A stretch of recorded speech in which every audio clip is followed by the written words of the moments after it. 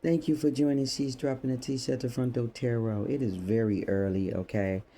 All right. And I am fin to put on a video that is about the 12 shamans. Okay? And this is their analysis of the chosen one. Okay? The chosen one. All right. Get the popcorn and peanuts because this, I think it's like 26 minutes long or it's either like 32 minutes long. All I know is deep. It's deep. And what's understood do not have to be explained. Okay? All right. I'm finna give y'all this. Okay?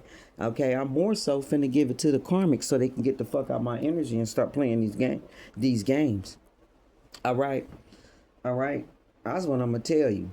All right. This is why I sit so nonchalant. All right. But this one right here is deep. Woo! This one right here is deep. I started listening to it and I stopped it midway because I was like, oh no, the collective got to hear this. Okay? All right. So what's understood don't have to be explained. So here it is. Here it go. I am your sacred, magical, high chief priestess of the Most High God. And I'm here to give it to you. Like, share, thumb up the video. Thank you for joining. She's dropping a t-shirt, the Front Door Tarot. I bless those that bless me. And you already know if you try to curse me, you curse with a curse. I don't even got to explain that. I think this video explains that. Okay? But here it is. Chosen ones. They gathered in a circle, but not one of them could speak at first. 12 elder shamans, each from a different land, fluent in the language of the spirit world, yet completely silenced the moment they gazed upon the vision of your soul. They saw something that didn't belong to this age. Something not written in scrolls or buried in tablets. Not a demon, not an angel. Something else, older than both. It wasn't hostile. It wasn't benevolent. It was ancient. And it was protecting you. The moment your soul was laid bare before them in the ether, a cold wind passed through their ceremonial fire. One of them fainted. Another wept. And the eldest, whose visions had never faltered in 70 years, dropped his staff and whispered, "It cannot be touched. Not by time, not by death." They all tried to explain what they saw, but their languages crumbled under the weight of it. So they passed on drawings, symbols, murmured chants in the old tongue. What they concluded was this: you are being watched, not from above, not from below, but from within the folds of what they call the veiled presence. Something that exists just behind the veil of matter. Y'all think this shit a game? It recognizes you. It has no name, but every tradition hints at it. The Sumerians called it the Silent One. The Dogon spoke of a force that follows a sacred soul from birth to rebirth. And in the jungles of the Amazon, one tribe has a word for it, Inthaya, meaning the unseen guardian of the final seed. You are that seed. Your awakening triggered something far-reaching. The shamans didn't just see your soul. They saw what would happen if it were touched by the wrong force. If you were steered off course. That's when they understood. That's when they bowed. Not to you, but to what surrounds you. Shields you, echoes you. You were never alone.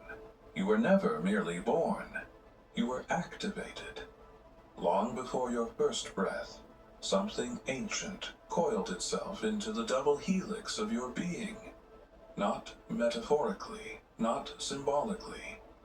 The force they speak of is not myth. It is encoded, dormant, waiting. That's why you've always felt the vibration beneath the surface of your own life. Why certain places pulse when you walk through them.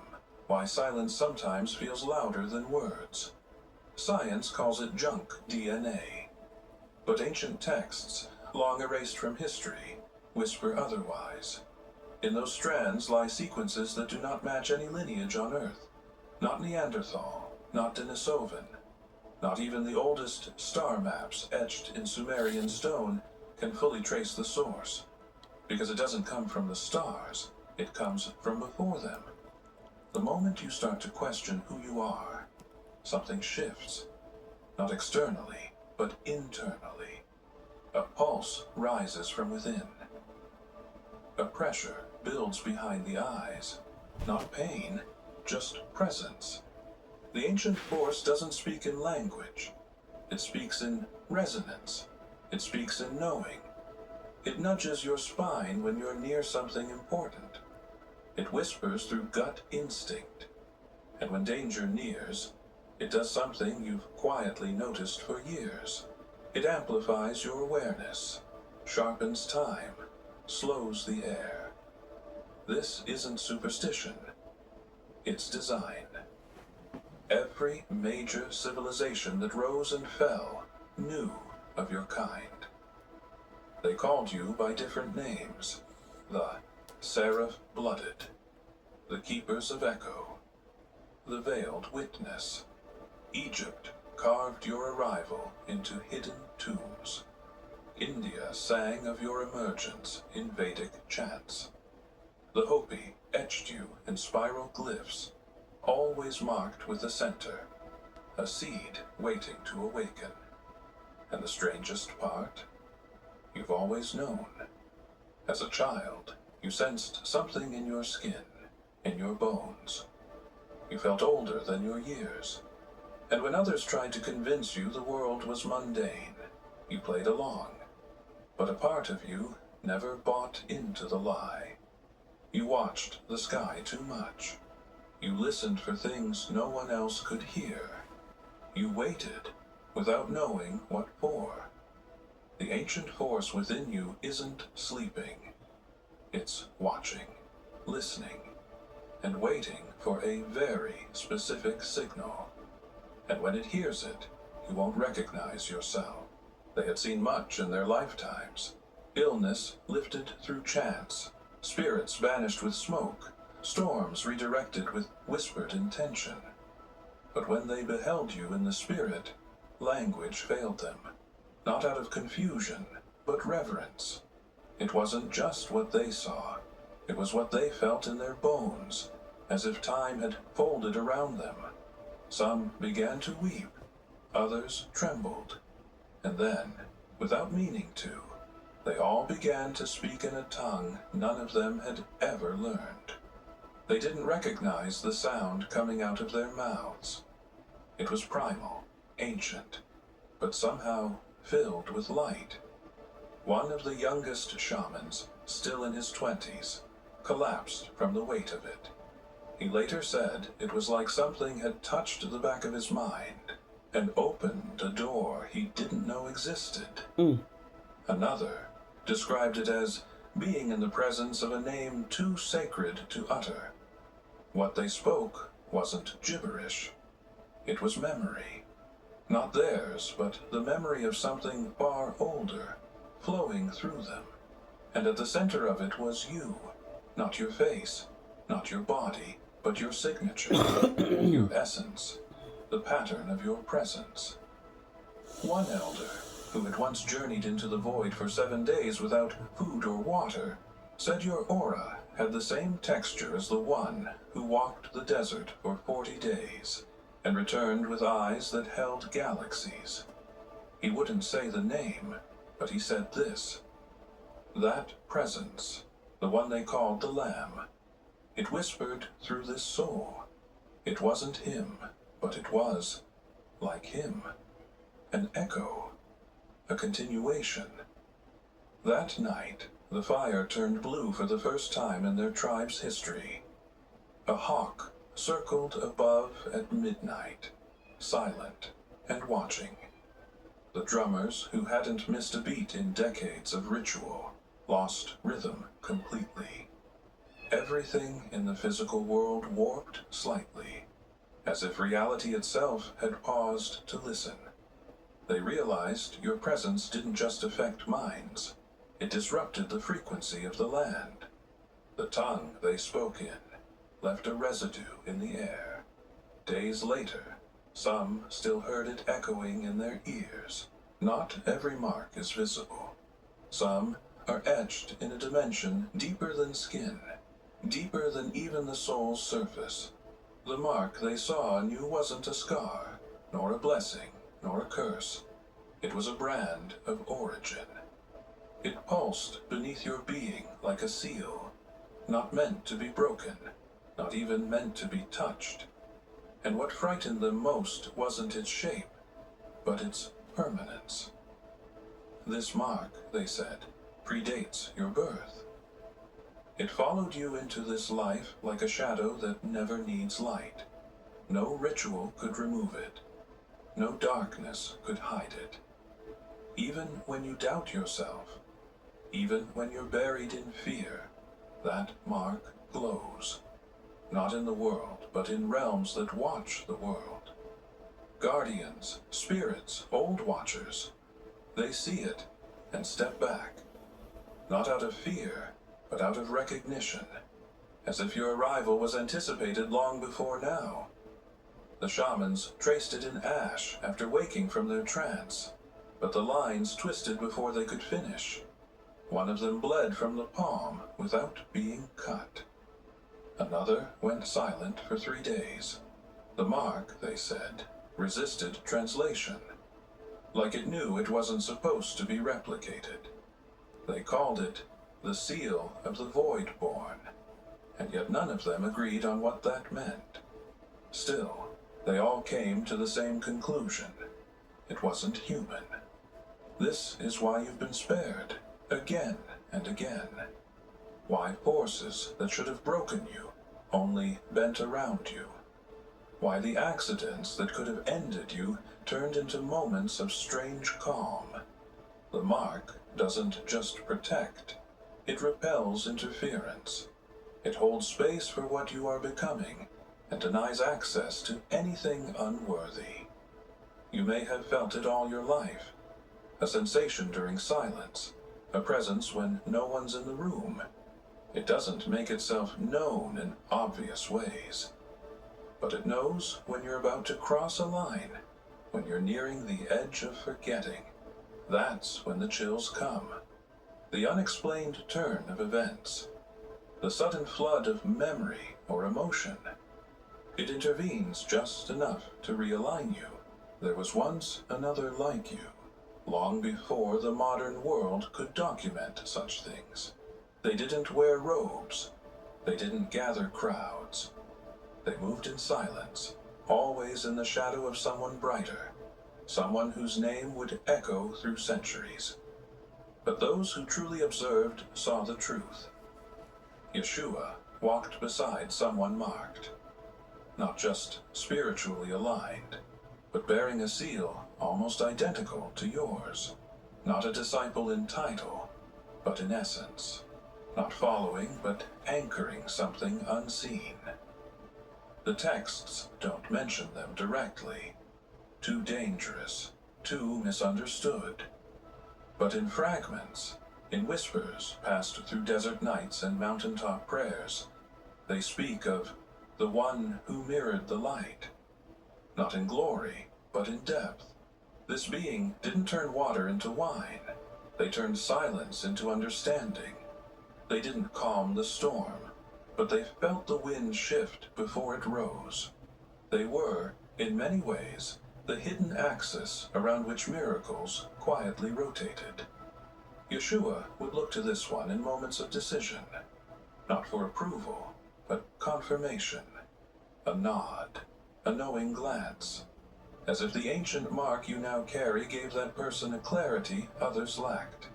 Their presence alone disrupted falsehood. It exposed deception, and it brought something unspoken into every room they entered, an invisible authority. Some said they never aged. Others claimed animals followed them without fear. But all who encountered them agreed on one thing. They were protected. Not by soldiers, not by spells, but by something that walked beside them unseen. When they were cornered, the earth shifted. When they were hunted, the trail went cold. And when they finally vanished, no trace was left, only a vibration that lingered for weeks. The connection between them and Yeshua wasn't hierarchy. It was harmony. Two echoes of the same frequency. One came to reveal.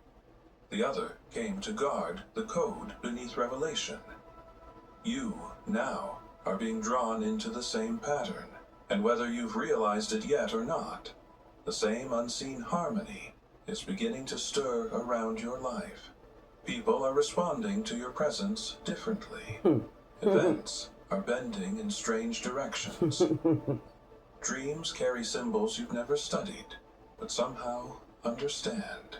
Not all arrivals are soft. Yours wasn't. The earth didn't merely welcome you, it reacted to you. Subtly, yes, but undeniably.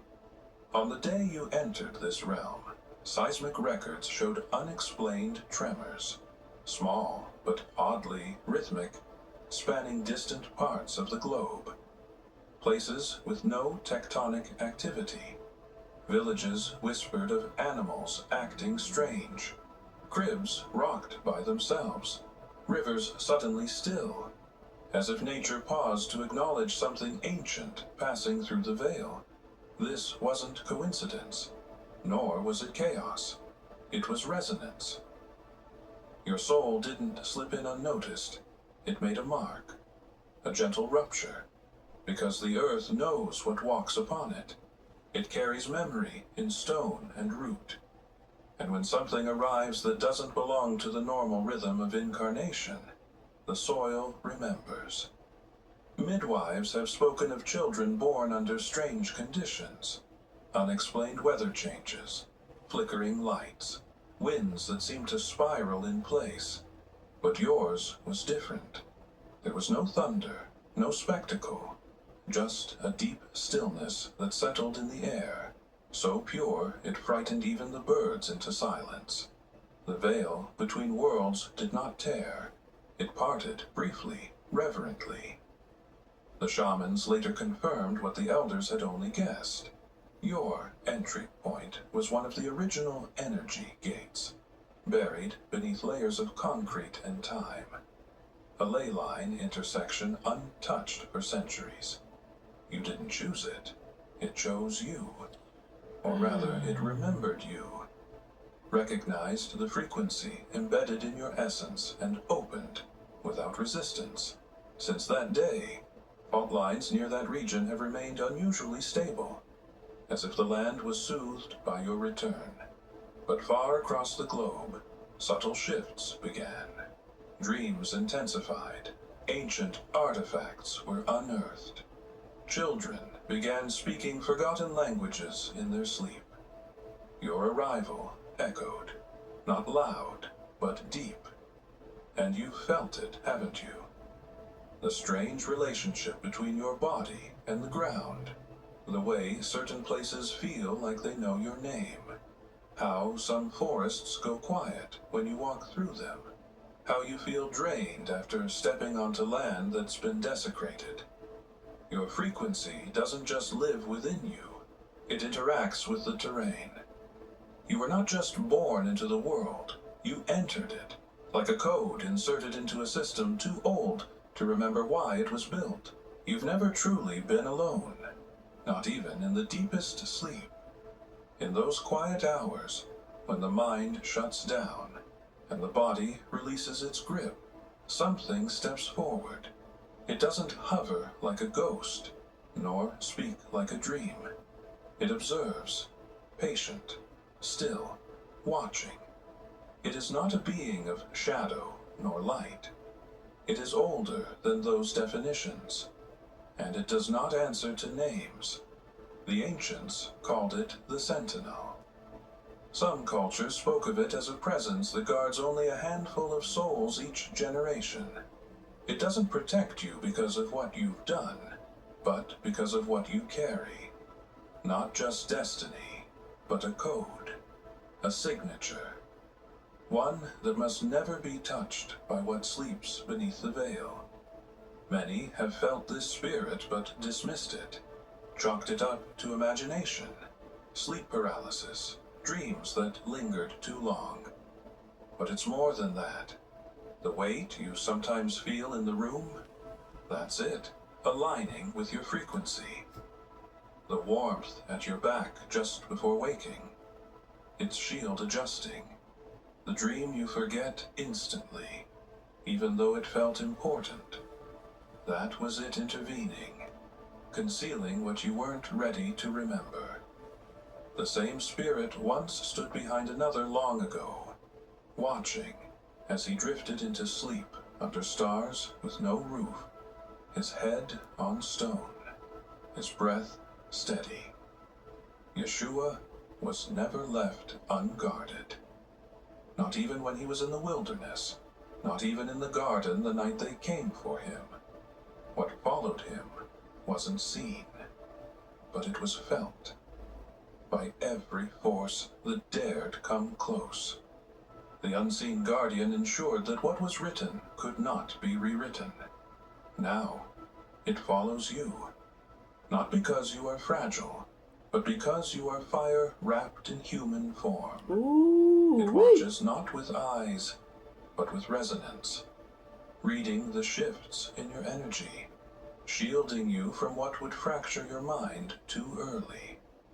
This is why the nightmares never go too far, why the dark things pause just before reaching you, because something ancient watches them back, and it doesn't allow interference.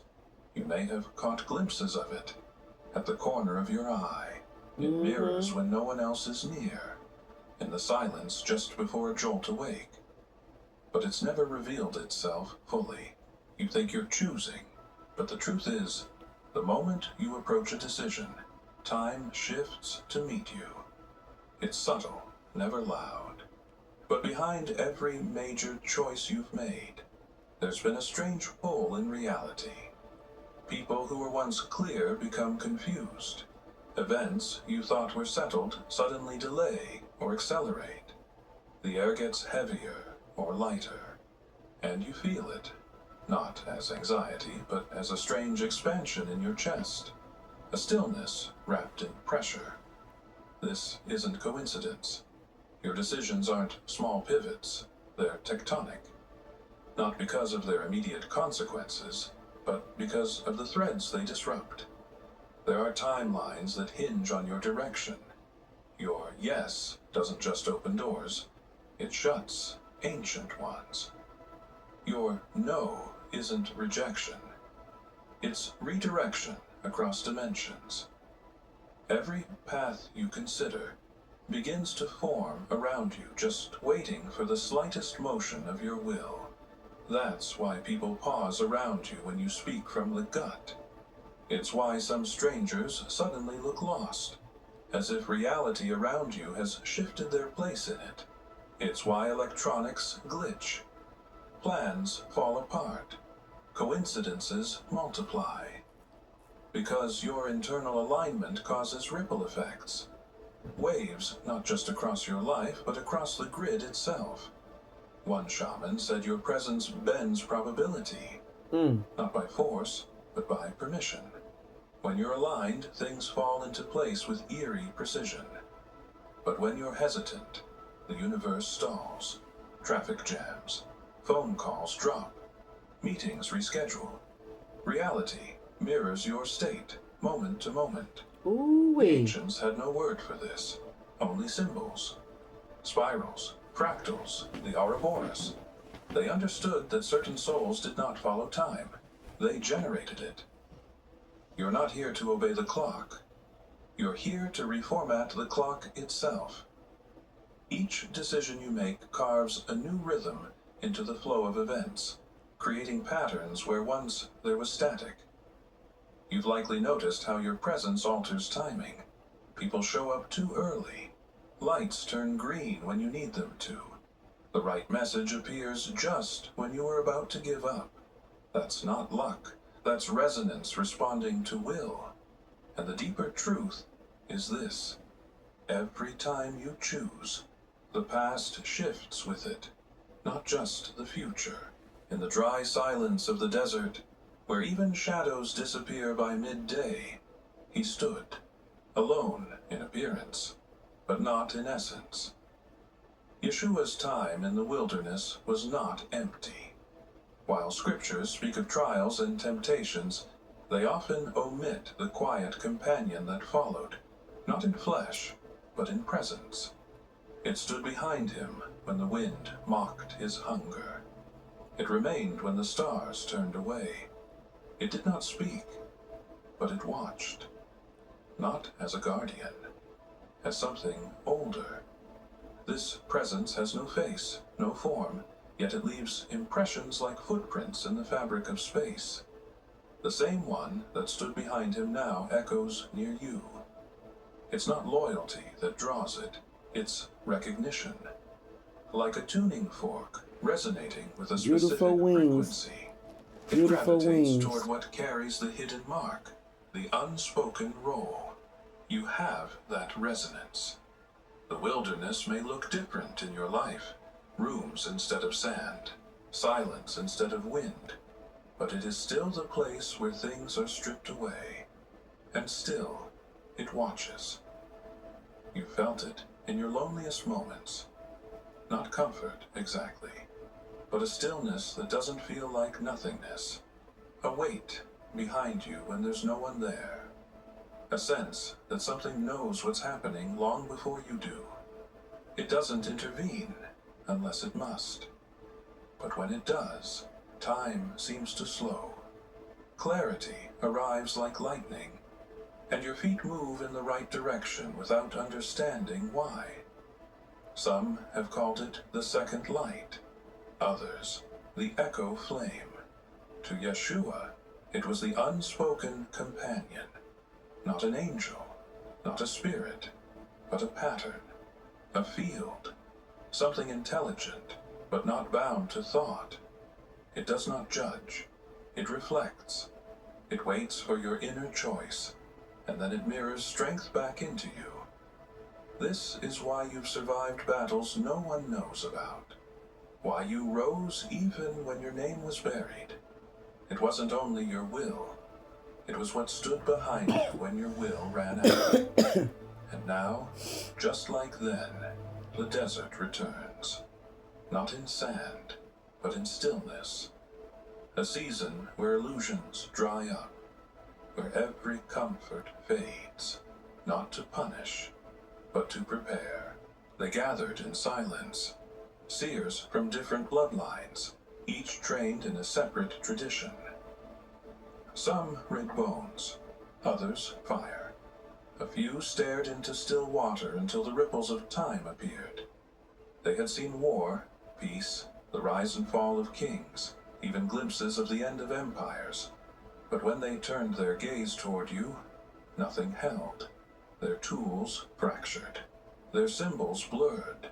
The future around you shimmered like a mirage, and then vanished altogether. One of them dropped their crystal and whispered, "It rejects prediction." Another fell into trance and saw only themselves staring back, lost in a hall of mirrors. They tried again, in different ways. Invoking stars, scrying with sacred smoke, chanting the names of the hours. Still, your path remained hidden. Not dark, not chaotic, just untouchable. This terrified them. Futures are maps. Even the most complex destinies leave trails. But yours bends around every attempt to trace it. It isn't that you're off the map. It's that your presence rewrites the terrain as you walk it. A future that moves with your breath cannot be pinned down by static sight. One seer, older than the rest, sat in silence the entire time.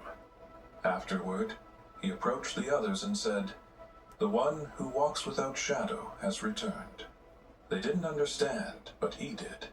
He remembered the old prophecy, not written, but passed down in bloodline memory. It spoke of a being whose timeline would collapse all others. One whose choices would not be seen, but felt across dimensions. That's you. This is why patterns in your life resist logic. Why things that should have worked fall apart. Why paths that others see clearly always feel veiled to you. The rules don't apply, not because you're above them, but because you are the exception. The system forgot it wrote. You don't follow fate. You disassemble it. And that's why forces are watching you now. Not to harm, but to understand. Because in a world obsessed with predictions, you represent the one thing they fear most. The unpredictable. There are souls born to witness history, others to record it. But a rare few are sent to interfere with it, to disrupt the cycle, just enough to stop the machine from repeating.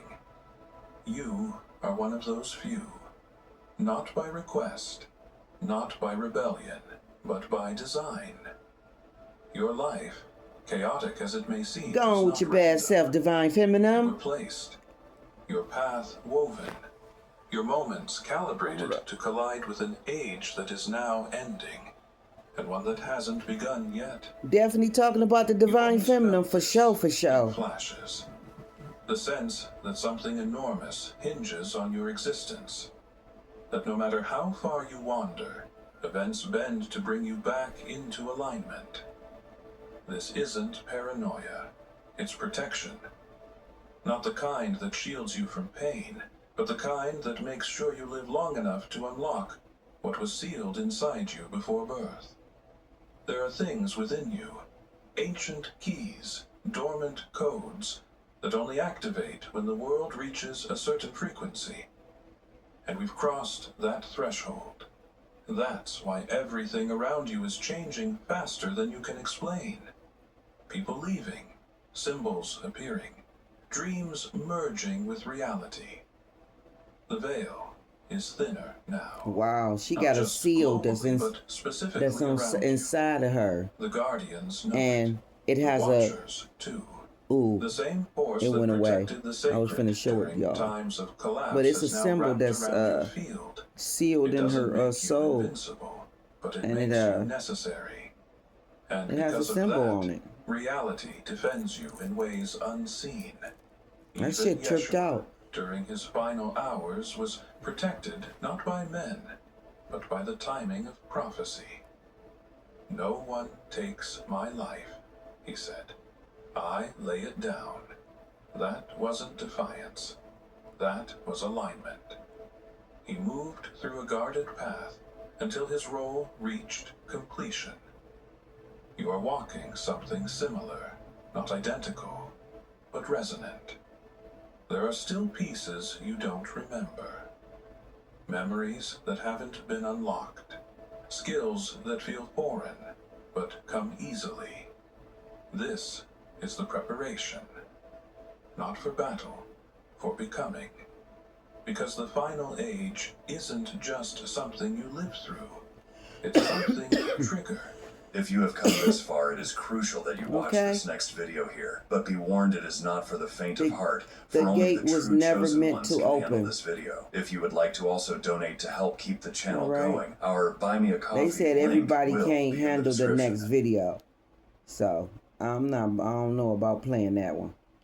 All I do know is the chosen one, 12 shamans saw your soul and said it. Okay? 12 shamans saw the chosen one's soul, and this is what they said. So this is basically the prophecy of those 12 shamans and what they saw. Okay, just like how I posted about the 12 witches. Okay, I can't believe this many motherfuckers be trying to get in people's energy like this. Like, wow, this is deep. Like, share, thumb up the video. Appreciate everyone that tuned in. Okay, this was deep. I know it's a lot to digest, so it takes time. As you find out more revelation about yourself, about your purpose, about, you know, destiny and all that, you're gonna have those moments where you need days to absorb shit that you hear. But now you see that it ain't no game, it ain't no joke. Okay, I think some people need to get more serious and stop playing with this spiritual shit and stop thinking it's sweet to do the shit y'all be doing, because it's not sweet. I said it many times before, and these things that I have said many times before was things that was said to me because Spirit revealed these things to the people that told this shit to me. Okay? And I had a priest that I used to go get readings from tell me that I break spells, make spells, but spells cannot be done on me. And then the same bitch tried to do a spell on me. Okay? That's just tripped out, right? Okay? All right? On my birth chart, there's blank on the 8th house. You heard what they just said in this video. This shit is not no game. This shit is real. When I first discovered that years ago when I was in my early 20s, I thought that shit was crazy to see that blank. I'm like, what the fuck? I was appalled by that. Okay? Appalled by that. But I hadn't yet gotten deep into spirituality to understand why the fuck that shit was blank. Okay? But I discovered soon after why that was blank. Okay? While being in the church. Okay? We talking about 2003, 2004. Now we in 2025. So just imagine how many years I've been in preparation. I've been in all kind of initiations. I've been in all kind of ascensions, Nights of the Dark Soul, all kind of shit my soul has went through. I'm not your regular I'm not your regular Joe. Okay? I'm not your regular Joe, meaning I'm not your regular coffee, I'm not your regular tea. Like straight up, it's just like that. It just is what it is. Like, I don't know what else to explain and how to explain it. Okay? And hearing it from your own mouth and people hearing it from you. Okay, it sounds like garbage. It sounds like garbage, so they need to hear it outside of you so they'll know that the shit is real, so they'll stop, I guess, hitting their head against the wall, cursing theyself, fucking theyself up, all these backfires that these motherfuckers keep doing because they think they can get under these new moons and these full moons and try to dictate another motherfucker's destiny, another motherfucker's life, okay, another person's footstep, when you can't. You have no say-so over anything other than the demise of yourself. It's all you have. Okay? And so that's the bottom line, and this is where we at with this shit. And I'm gonna watch this next video. Okay, they said that this next video is not for everybody to watch. And it's because everybody's mind can't wrap around this shit. Okay, some people just really is. No matter how much they hear, they just get dumber and dumber and dumber because they just don't want to grasp the reality. Because once you know, you can't unknow. That's the thing about this. That's why it takes people days, a couple of days, to digest the shit. Because once you know, you can't unknow it. You can't unmake sense of it. You feel what I'm saying? And so that's where it's at, and that's where it is. Okay, this is the meat and potatoes. Okay, over here. I'm not going to sugarcoat this shit. I'm going to give it to y'all exactly like it is and let y'all hear what Father God got to say about the chosen ones so that you can see, really make the understanding decision about, is this journey really for you? Because this shit ain't no game. This shit ain't no game. Okay, just like in the game world when they say blood in, blood out, it's blood in, blood out. So you better know what you want. You better know what you want because it's blood in, blood out. Okay? This shit ain't no game. All right? All right. When these forces is over your life and they take control and there's nothing you can fuck do but fall in line and do what the fuck they say. It's kind of like how the celebrities when they be sounding them damn contracts, and then they get all tied all in with the wrong motherfucker, and then it's nothing that they can do. They gotta play their part and all that old shit. Like, that shit is serious. Sometimes that shit is serious. I cannot make this shit up, okay? And it's the same thing goes with the Most High God. Y'all better stop thinking this shit a game, okay? When he's over them all, okay? Okay, you can say a cult, you can say groups, you can say tiers, you can say what the fuck you want. But he's at the top of that shit, okay? All right, he's at the top of that shit, all right? And you don't just get to walk away from your post, all right, when he put your ass on a position, all right? You don't get to walk away from the post, okay? I can't make this shit up. So it is what it is, okay? So you better know what you want. Know what you want, collective, okay? Know what side you want to be on, because it ain't no game. That's all I'm gonna tell you. I became numb to the shit I have to know, to the shit I have to go through, to the shit I have been through. I've become numb to the shit. Like how they say mastery. I have mastered the shit. Okay? Like, I cannot make it up. I cannot. Everything that they just said in this video was so deep. And I'm hearing it like you hearing it for the first time. I heard a little bit of it, like 13 minutes of it. Then I stopped it and pulled it back to the beginning and played it all the way through with y'all. So I'm hearing the shit like y'all hearing the shit. And the shit is deep. Okay? It's a lot to digest. Okay? Because if you understand on the understanding that it just spoke about,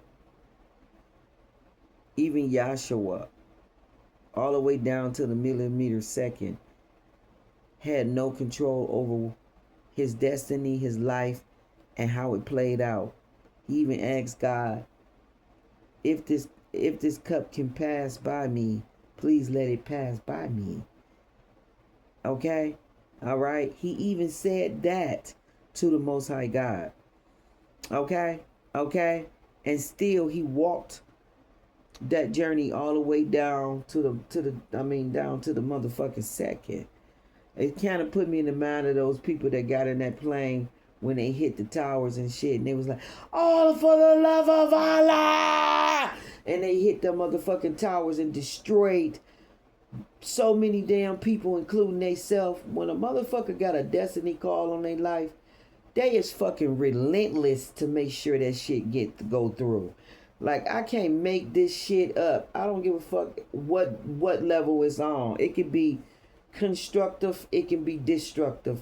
They go all the way down to what the fuck they supposed to do, even if it means destroying themselves. Like, I cannot make this shit up. I cannot make this shit up. Okay? All right? All right? I think some people's walk is to be honored and respected. Straight up. This is why we still talk about Yahshua. Because he's to be honored and respected. Martin Luther King, we still talk about him. Because he is to be honored and respected. Okay? All right? It's people like that we still talk about, and they was Capricorns too, that we will always talk about. They will never die. They will always live on the tips of our tongue. They are to be honored and respected, and it's because of the vessel. It's because of what they carried. It's because of what they carried. Malcolm X, it's because of what they carried. Okay? NASA, whatever his name, Madonna, what's his name? The one that they put in prison for all those years, then he came out and became a world leader. Okay? And his North Node is Sagittarius. Okay? But I'm hearing his name, but every time I'm trying to say it, all of a sudden I can't pronounce his name and say the shit. Nasa Manata, or whatever his name is. Okay, I'm not trying to fuck it up, but for some reason I cannot pronounce this man's name.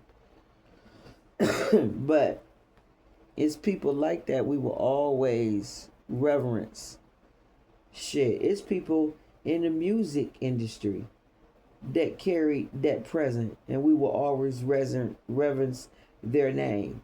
Okay?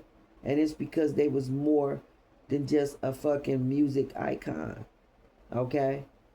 All right, they carried essence of God, spirit. Okay? God's spirit. So this is why we will always talk about these people. Okay? Legends. And if you look at the word legend, you see end. That shit would never end. Them being a legend and us talking about them, that shit would never, ever, ever end. We will forever, ever talk about them. She said forever, ever. We will forever, ever talk about them. Okay, legend. Okay, all right. It just makes me think like hanging on. Like makes me think like an edge. When I hear the word legend. I don't know why I see edge. Like that shit will be edged in stone. That shit will be edged. That shit will be here forever. That's why all I'm seeing is end. Like it would never end. It would never fucking end. Never. And some of us are the same way. We will always be talked about. That shit would never end. And it's because of the impact and the imprint that we have to put in the world, and we will put in the world. Okay? Have put in the world. Okay? Like this shit go all the way back to a person's existence in time. Okay? Before they was formed in their mother's belly. Okay? Okay? It goes all the way to their birth when they came out, opened their eyes and breathed their first breath into this world. Okay? All right? It started right then.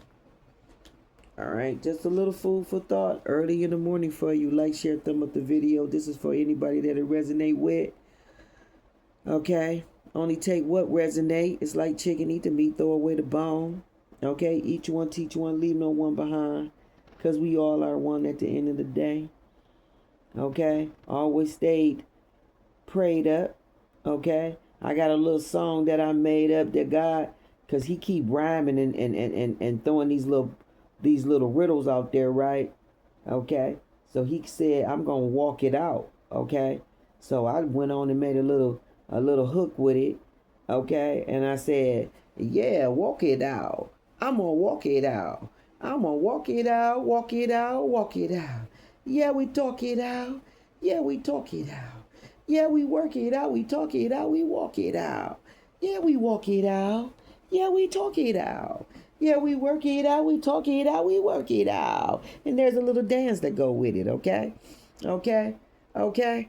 All right, okay? Most High God said, walk it out. We just walking now. We just walking now, talking now, working now. We just working now. We just talking now. We just walking now, walk it out, walk it out. I'm just walking now. I'm just walking now. I'm gonna always be just walking now. I'm just walking now. I'm just talking now. I'm gonna always be, yeah, working now. Okay? Like I can't make that shit up. Yeah, okay. One love, one love, one love. I'm your sacred magical high chief priest. Okay, other most high God, and I just come to give it to you, okay? All right. Let me get freshened up and get dressed. All right, I've been up since, I guess, 5:55 when my son knocked on the door and I had to drop him off of work. And then he get in the car telling me how his baby mama talked so fucking horrible to him. Okay, calling him every trifling horrible name in the book. Okay. Like it was horrible what he told me in that car, and it pissed me the hell off. Okay. All right. And at this point, I feel like when y'all got abusive ass people in y'all energy and all they want to do is be narcissists as fuck. okay, miserable and narcissist as fucking, and they want to talk all reckless and crazy. You got to keep these type of people out your life. These are dream killers. These are people that's trying to kill your soul. Okay, they doing it with a knife.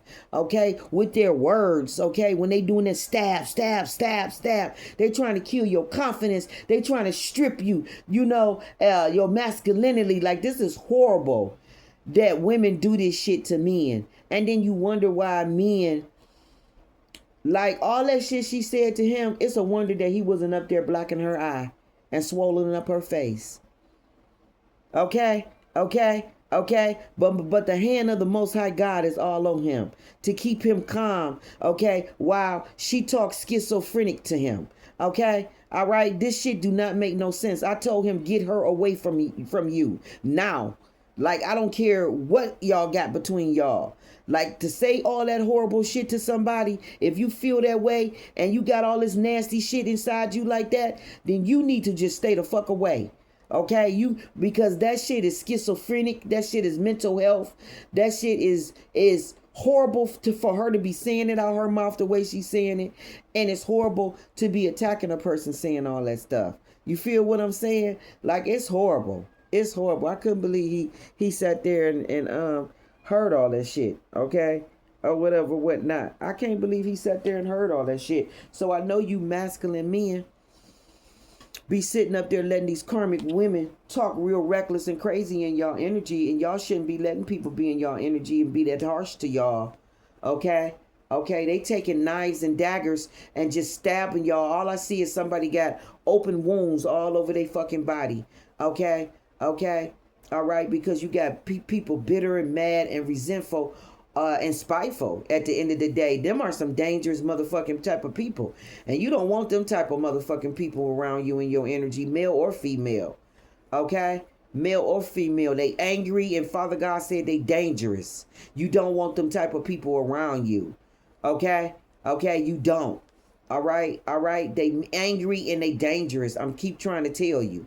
Okay, you better listen to the high priestess. You men, if you do not have loving women around you, speaking kindly to you, or at least speaking respectful, like, it's okay to vent, occasionally vent, outwardly, but to vent at you, meaning throwing those darts and those daggers at you, trying to belittle and trying to make you feel like you ain't shit, and all of those stuff. When really this is how the way the person that is throwing this shit at you, how they feel. It's like, no, you better not go for that shit. That's abuse. That's abuse without punching on you. That's a different type of punching on you. Okay? Well, okay, that's a different type of punching on you. And I know for a fact there's masculines that done had women in their energy like this. Shit, my mama used to be like this. My daddy sat there and let my mama be like this. And by the time he had any sense to get up and get away from her, and really she got away from him because she was so fightful and so spiteful and all and feisty and all of those shit for whatever reason she was mad about. Okay, all right. By the time he got away from her, his health was so fucking deteriorated that it wasn't no room to heal and get well. So it just continued to deteriorate from there. Okay, and it was from all the horrible, how she was in his energy, all that nasty talk she used to do all around him. Okay, all right, made that man health bad. Okay, it's not good to be cussing your man, your husband out. Okay, every day, all day, calling them all kind of low things lower than your shoe.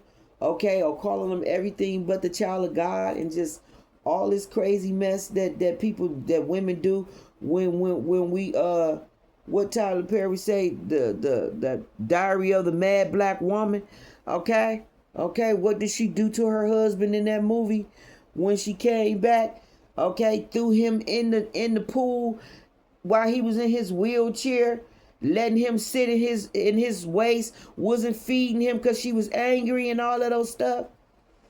Okay, and then she realized that was being ugly. She was really being like him and really just being angry. She was projecting out how she felt, how he treated her.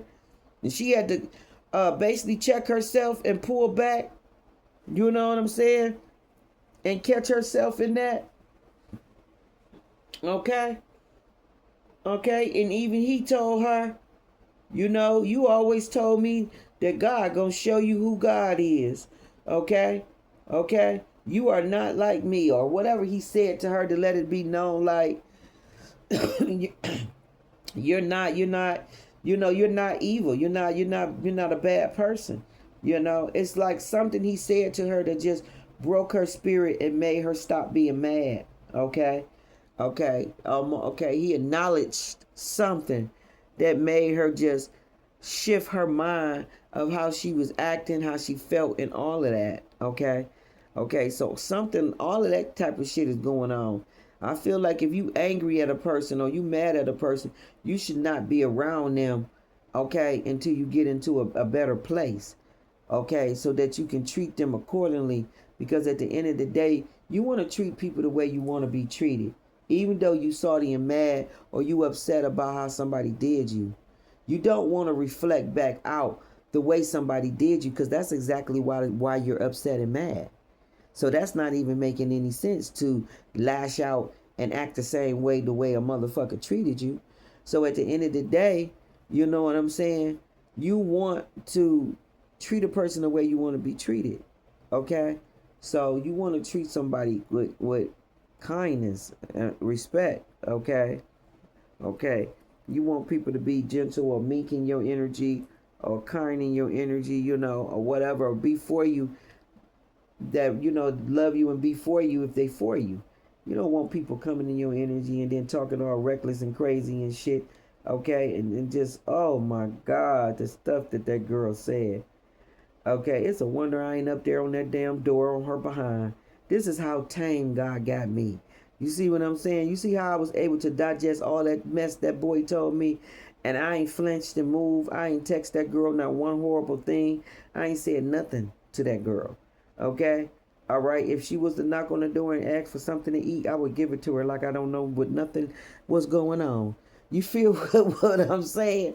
Like, because I'm not stooping to those levels. I have graduated from all of that shit. Okay? I know what that energy is that she's doing towards him. Okay? So I don't have no emotion to it, but I just have disgustness towards it. Like, I'm disgusted by it. You know what I'm saying? But I'm not about to engage in it and get it all on my silk, beautiful skin. I'm not about to do none of that nasty mess. You feel what I'm saying? Like, I'm not about to get all that nasty filth on me. Oh, hell no. You know what I'm saying? But I hear what he's saying and how she acting and how she doing, and I know he ain't lying. Okay? I know he ain't lying. Okay? And I'm proud that he's acting in the way he acting. That really is my damn child. I know that. And shit, he definitely got his ways from me. Okay? All my sons and my kids got my ways from me. This is why they not wild animals and off the chain and off the hook.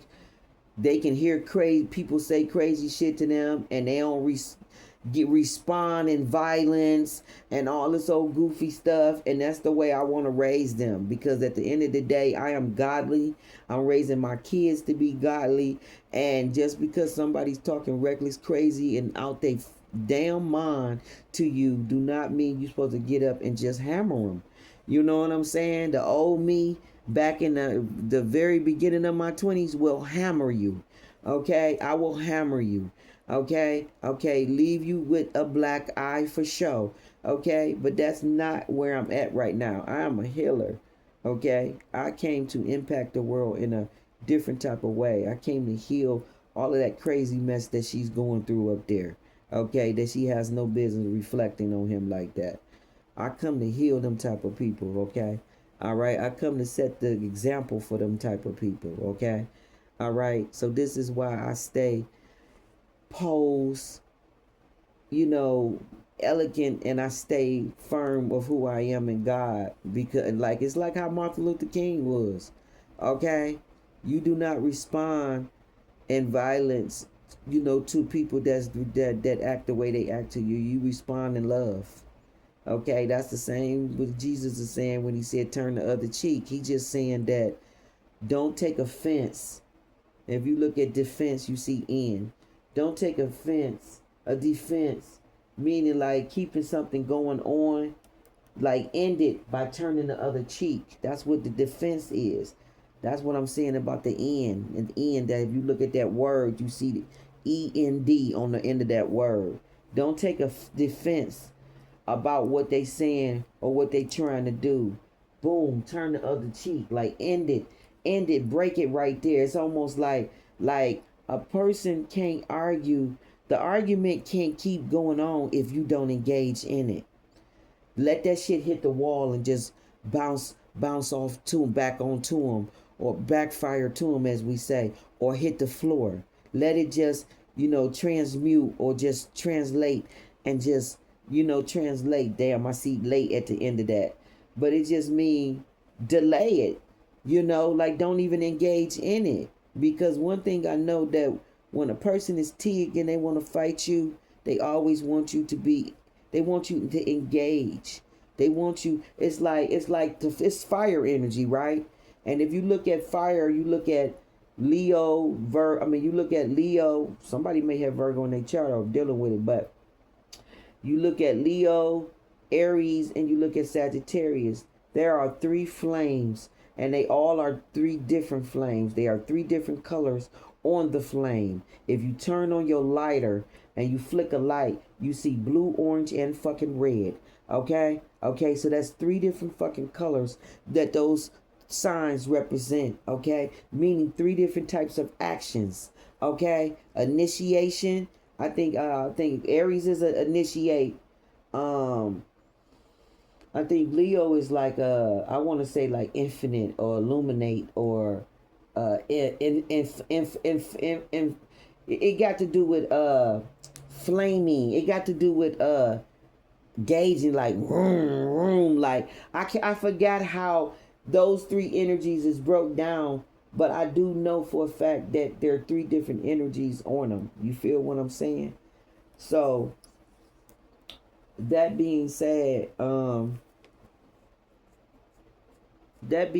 about those energies and those, it just lets you know about just how, just how to move is basically what I'm saying. How to move. It's 3 different energies there. It was something real positive and real powerful I was getting ready to say, but I lost my thought because I was breaking down those different three little energies of how each one play a part. Okay.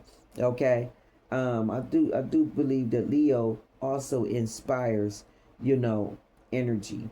Okay, so it gets you going. It's the inspiration. Okay, Leo is the inspiration. Aries is the initiation, and Sagittarius is, I don't know, the demonstration or something like that. I don't know. It's something about energy and it being moving, okay, and going in the direction that it needs to go in, okay, and how powerful it is. All right, but yeah, this is why I don't engage. Okay. All right. It's like I'm not gonna stoop down to low levels, or I'm just not gonna stoop down to other people's levels. Okay. How they act and how they carry on, it don't define me. It don't dictate who I am. All right. It don't control me. That's another thing I feel like God tests us. You can't let other people dictate your emotions and how you feel about shit that they saying. And you also can't have no attachment to it, especially when the shit ain't true. Okay? When the shit ain't true. You know what I'm saying? So, at the end of the day, just let them sit in that shit, because they don't have no business acting and carrying on and doing all the fuck shit that they saying. Okay? All right. When people mad about their life, misery I'm talking about. When people mad and miserable about their life, they always love to project and say somebody around them is the reason why they fucked up or why they the way they is. They don't want to take no accountability of why shit is why it's the way it is. You feel what I'm saying? They don't. So I'm about to just wrap it up here, okay? I need to eat some food. I probably need to go back to sleep for a quick minute and do all of that. So one love. I will talk to everyone shortly. I hope you have a beautiful day.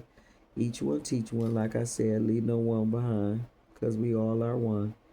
Like, share, thumb up the video. I appreciate those that appreciate me. And I'm sending nothing but blessings to you. One love.